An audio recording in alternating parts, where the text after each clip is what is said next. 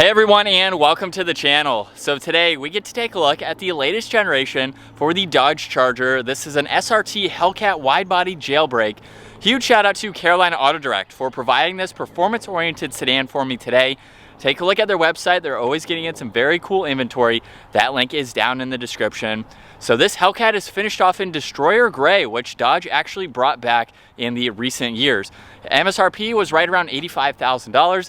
And this Hellcat is powered by the 6.2 liter supercharged V8 that is paired to the 8-speed automatic transmission.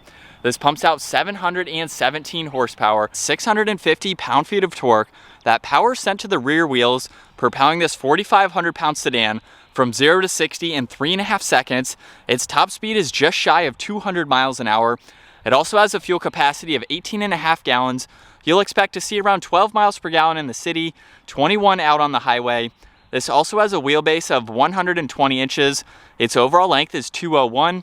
It has a width of 78.3, a height of 57.6, and its ground clearance measures in at 5.2 inches. As we move on to the exterior styling now for this Charger, let's start off with all of the functional air vents that are located up front. This is a highly performance-oriented sedan, and it needs a lot of cooling for that engine. So up on the hood, there's a functional inlet right in the middle with functional heat extraction vents on both sides. Really nice slight bulge to that hood for that inlet right in the middle. And then continuing our way down, the upper grille, as well as that small slot right in the middle, and the entire lower bumper is all functional. So you can get maximum cooling and airflow. This also has a set of LED headlights, DRLs, and turn signals.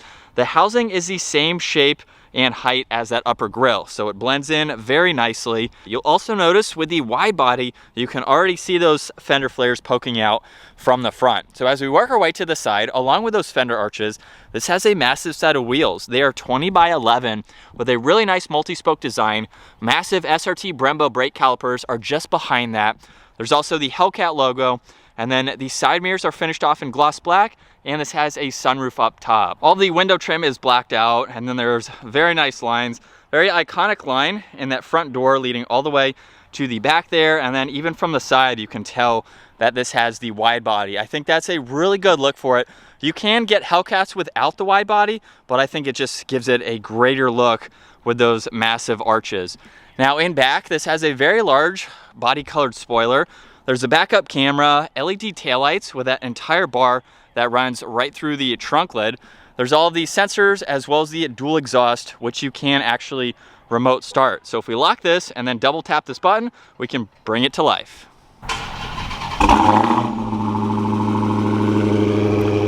And then you can double tap that button to shut it off as well. And you can use the key fob or this button over on the right side to open up the trunk lid. Now this is a pretty big sedan, so you have quite a lot of space. Underneath the floor, you do have a little bit of storage as well as access to the battery, and you can even fold down the back seats for a lot more interior space. Over on this driver's side, there's also a hook, so you can place any items there that you don't want to roll around. And there's no grab handle, so you can just quickly close it up like that.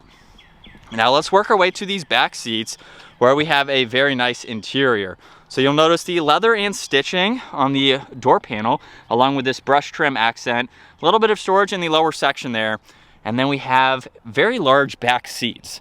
So at 5'10", it's like I'm sitting in a recliner. It's pretty wide feeling. I have plenty of room. There's also storage pockets.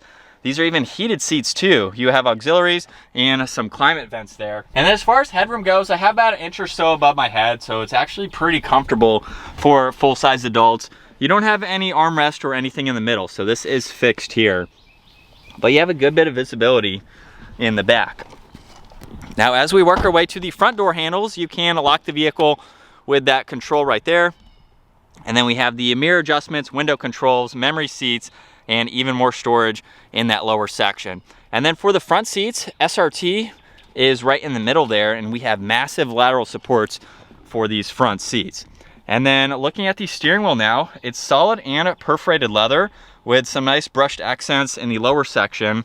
On the right side, there's all the cruise control settings. This also has paddle shifters, and it still retains volume and tuning on both sides. And then we have Bluetooth and voice commands, and then controls for the gauge cluster. But let's fire this back up and take a listen to that V8.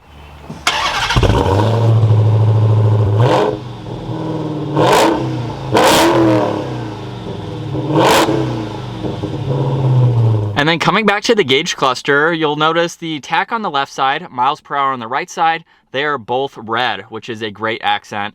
And then right in the middle, you can use the arrows on that left side to go through the rest of this information. So you'll notice that we have the speedometer. You can also go through a lot of vehicle information. So you have all of these vitals that you can monitor and see. You can go into performance as well. So you have a lot of stats that you can go into and keep track of. So for the performance that this vehicle has, it is great to see all of that.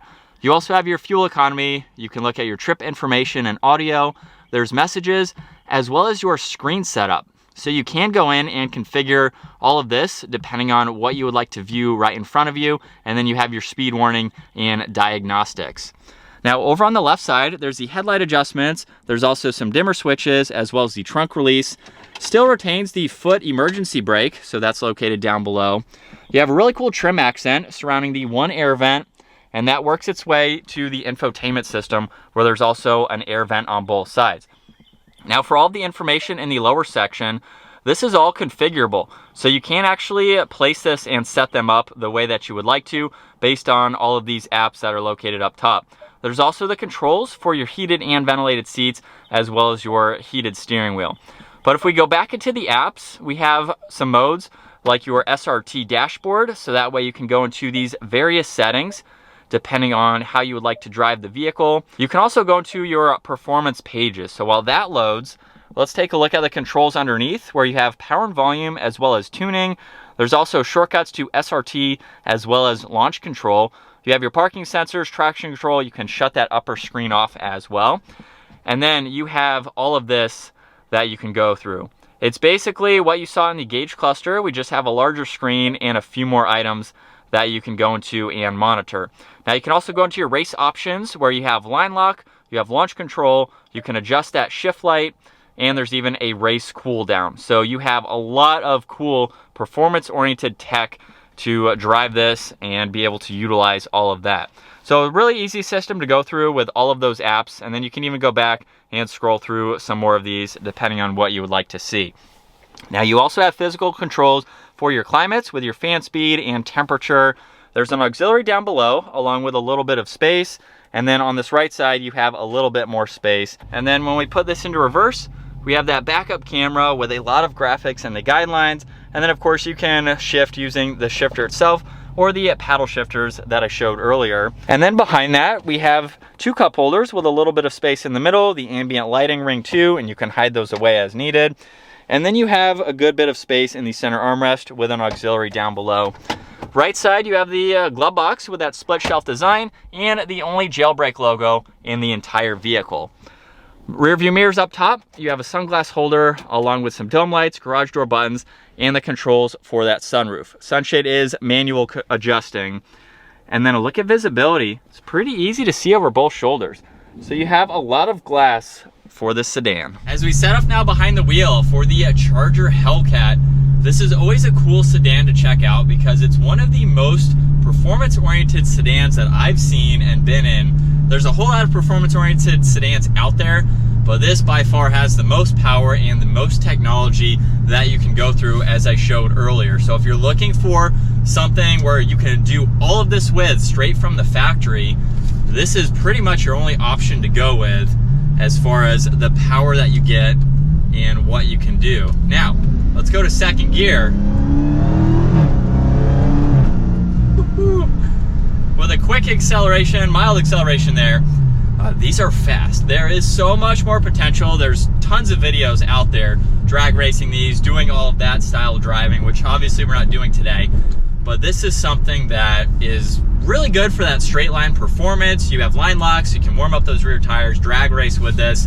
Around some turns, you know, it's still a heavy sedan. 4,500 pounds is a bit on that heavier side, but I've been able to drive these on some twisty roads and they're good. You just have to be mindful of how much power you have to those rear wheels. This is something that can easily get sideways. You can easily spin around, do donuts, things like that with the amount of power that you have.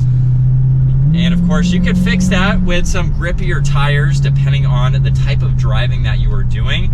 But what's also cool about this is that it can be a daily driver. You can drive this like grandma and just take it from point A to point B, depending on what you're doing for the day. So if you want just a performance-oriented sedan that, let's face it, most of the time you might just be driving from point A to point B, but then when you're ready to, you can have the performance and that engine sound that is going to really liven this vehicle up. But as far as just daily driving it, I've been in these a lot to know that they're pretty comfortable. It's not bad for the speeds that I'm going now as far as road noise or wind noise.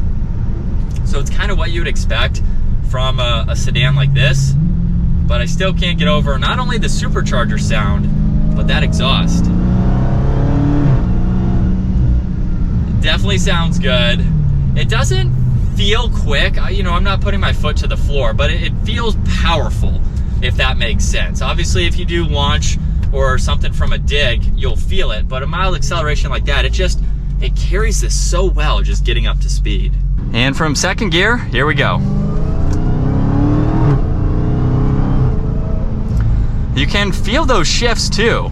Even with that mild acceleration, it gives you that drama that you're looking for from a car like this. And obviously we have a few different driving modes, so that was in track. We also have sport mode that's going to limit your power just a little bit. We have traction control that's going to vary as well. But it's definitely a fun vehicle to drive. So this is what it's like to be behind the wheel for the Charger. Nothing too fancy, but everything is laid out very well. So it's very easy to use everything. And it's a great place to be. If you're buying this vehicle, you're really buying it to hopefully take it to the track or do some type of performance driving. Otherwise, it's just like a normal sedan if you don't have, without that extra power and stuff. So you're buying this car, obviously you know what you're getting into and you're ready to have some fun with it.